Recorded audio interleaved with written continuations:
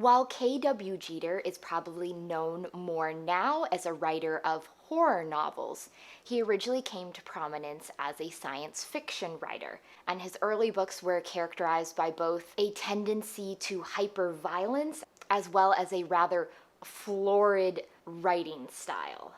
He also was perhaps the first person to coin the term steampunk in the 1980s. By the 1990s, however, he was mostly writing tie-ins for existing media franchises like Star Trek Deep Space Nine or Blade Runner. So the Bounty Hunter Wars trilogy marked his first and only foray into the Star Wars universe. Book 1, The Mandalorian Armor, made it to number 14 on the New York Times paperback bestseller list for the week of June 28th, 1998. I don't believe I ever read the Bounty Hunter Wars trilogy. I think probably what happened is I saw it at the library, I picked it up, I looked at the back cover, I read the description, I saw Boba Fett, Prince Seizure, and went, no, I'm not going there. So I had no idea going into the Mandalorian Armor what it was going to be about, what it was going to be like. So, a brief summary.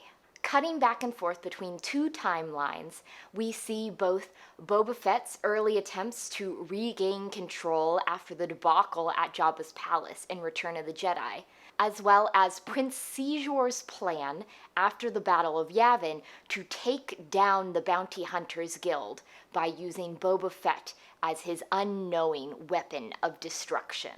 So first, I would like to say that this cover is completely deceiving. We have Boba Fett and Dengar and Neelah, fair enough, they appear here. And then a very large Vader head. Vader only appears in one chapter, and he's mostly only there to rag on Prince Shizor. So I think that if you pick this up, you go, wow, it's the Empire making war on the bounty hunters. You would be vastly deceived.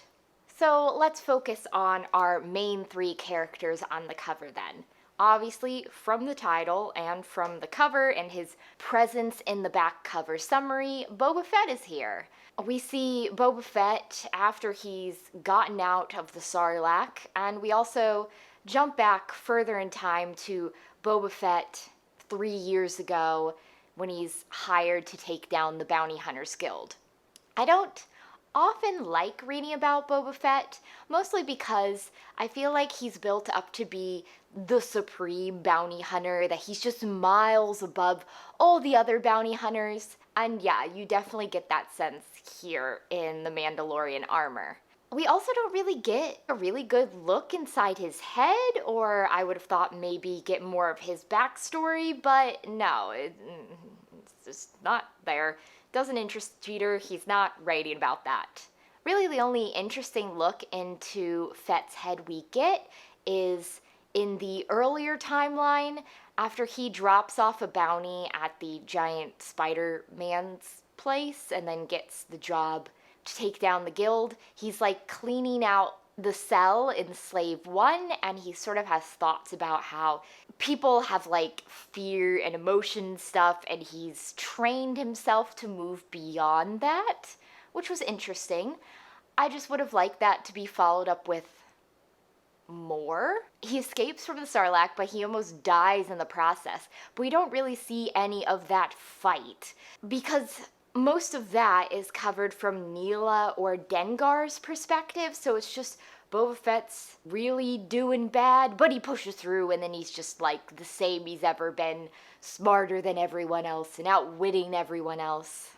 You also get the sense, not just that he's a loner, but that people that he's associated with in the past, that he just completely will screw them over to get what he wants. What I found interesting in Daniel Keyes Morin's interpretation of Boba Fett in the Tales stories that he wrote was that, yes, Fett is mercenary, but Fett also had this very interesting concept of justice, and Jeter doesn't do anything with that, doesn't pick up on that at all. He also doesn't do anything with Fett's backstory. He's just here.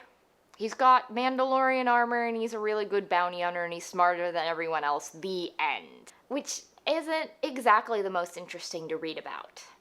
In comparison, I found Dengar a little more interesting, despite the fact that, yeah, there has been backstory provided about Dengar, specifically Dave Wolverton's story in the Tales of the Bounty Hunters collection, which sets up that Dengar had almost all of his emotions removed by the Empire to make him like this really good assassin, but in the end he was saved by the power of love. We see Dengar's lover, Manaru, briefly in the beginning when they find Fett outside the pit of Carcoon, but then he, for her own safety, sends her away.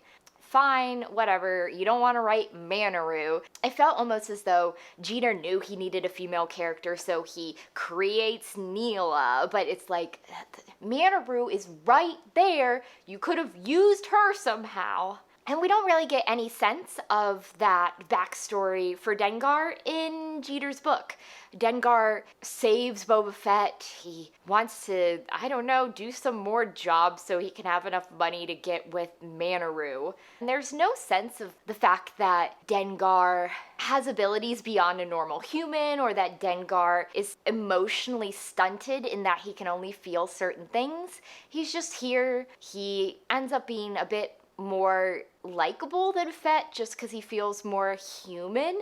So even though I think I liked the Dengar bits better than the bits with Fett, he's not quite the Dengar that we've met before. And then we have Neelah, who does not know her real name, does not know where she comes from, is essentially suffering from amnesia because she's had her memory wiped. She was at Jabba's palace as a dancer, which once again, Manaru was also there as a dancer. She's okay. We don't get any development on her backstory. She's just tagging along, I guess, so that there's a female character, one female character in this book full of men.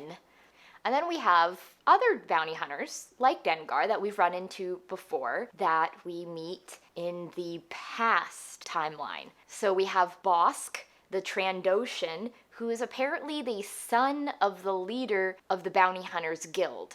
The sense I got of Bosk from Kathy Tyer's story in Tales of the Bounty Hunters was that, perhaps because he's a giant reptile, was that he wasn't particularly verbose. But this Bosk talks a lot. His father, the leader of the Bounty Hunters Guild, also talks a lot. We meet Zuckuss, I guess before he's partnered with 4LOM, and Zuckuss is also, unlike his portrayal in the Tales of the Bounty Hunters story, he just seems dumb and naive. And there's no sense of the way that he's a findsman and that he uses, presumably, the Force to find people. He's just Bosk's naive partner who's surprisingly stupid. I guess I was just surprised by how, unlike their previous incarnations, the bounty hunters we encountered were. It's not that they were without depth, it was more that the characterization was 180 degrees from how they've been presented previously, and that took a little bit of getting used to. And then we also have our baddies, as well as some more original character creations of Jeters, like Neelah. In the past plotline, Prince Seizure seems to be the principal schemer behind the dissolution of the Bounty Hunters Guild, which I can understand his reasoning because he went on and on and on about it to the Emperor and Vader. But it also doesn't 100% make sense to me. I could see why Shizor would want to take down the guild so that they were just like individual operators and you wouldn't have to deal with this almost like union behind them. But I'm not sure how it directly affects him. He's the leader of Black Sun. Presumably he has loads of minions working for him, and I don't really see the Bounty Hunters Guild being a threat to him, especially because apparently the strongest bounty hunter in the galaxy, Boba Fett, isn't even a member. The Emperor and Darth Vader show up just to remind us that Prince Shizor's in that inner circle, I guess. But like I said in my rant about the cover, Vader and the Emperor are barely there. They're in one chapter, and the Empire doesn't really seem involved in this. It seems like a more personal feud on the side of Prince Shizor. And then we have the giant spider personage that Shizor is using as a go-between. Also not sure how necessary that is. Seems like he would just be taking an unnecessary cut, and it would be easier if they worked directly with the person, like Boba Fett taking Han Solo to Jabba. There's no intermediary to like take a cut of the profit. And in the same way, I don't know why Shizor is using an intermediary. Surely he could have met with Boba Fett himself and been like, hey, I want to take down the Bounty Hunters Guild. And it would have worked out cheaper and better for both of them.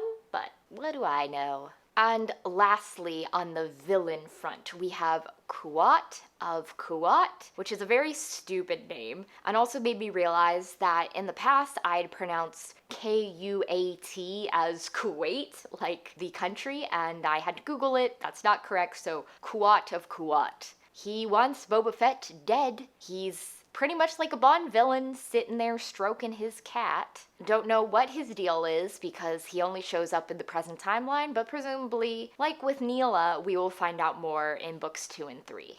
And then a warning, if you are, like me, a person who does not do well with body horror, this book has a character whose very essence is body horror.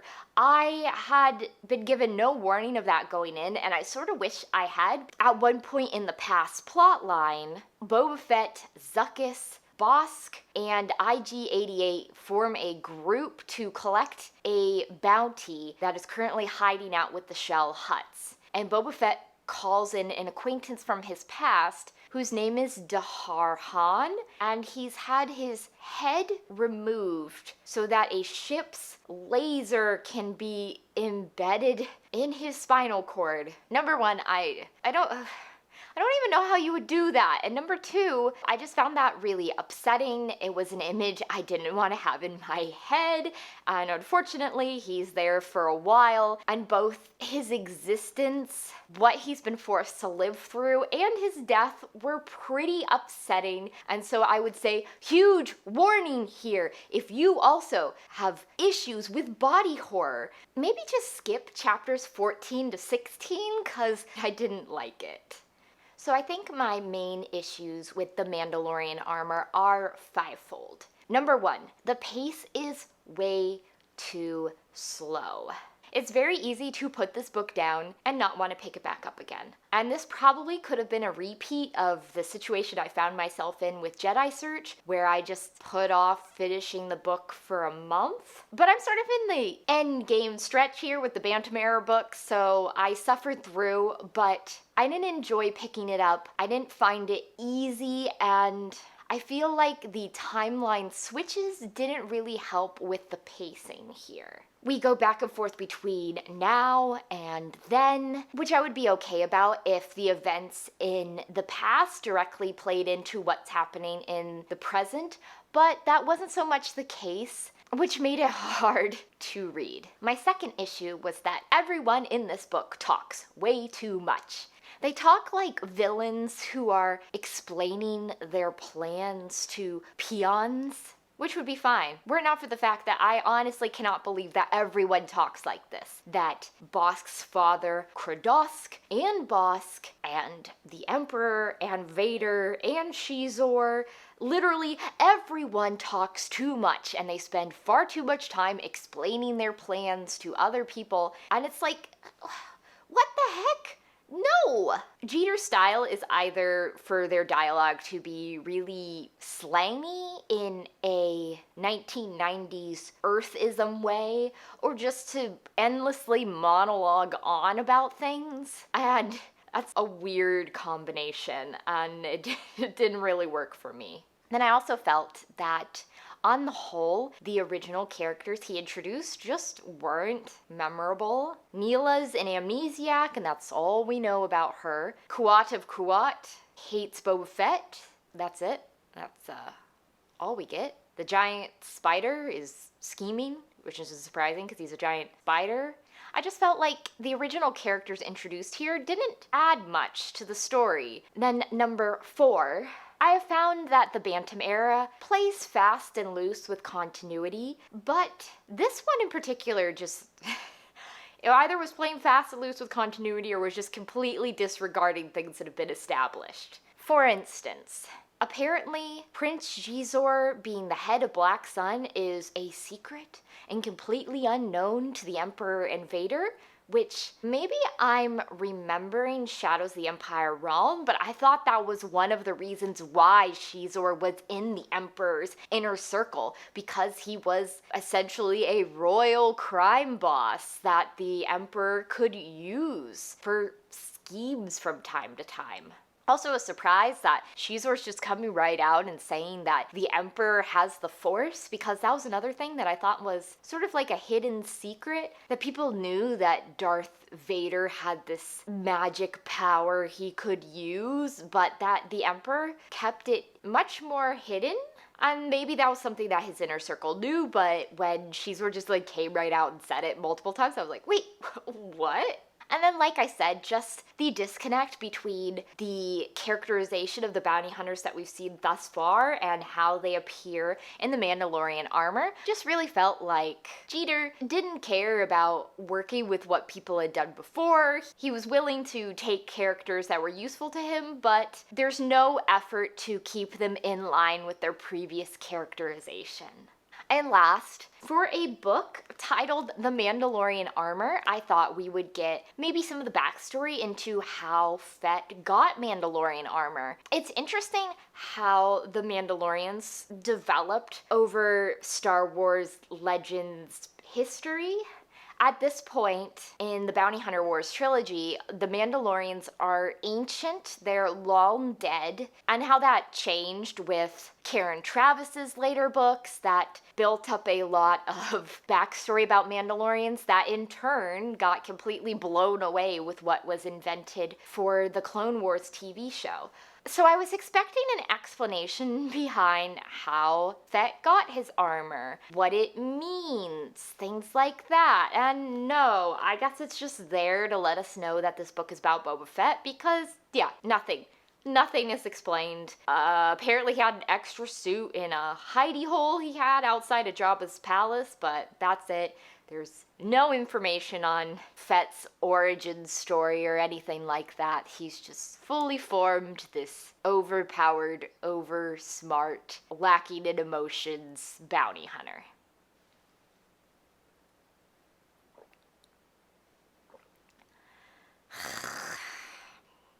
So, in short, I didn't find the Mandalorian armor particularly interesting.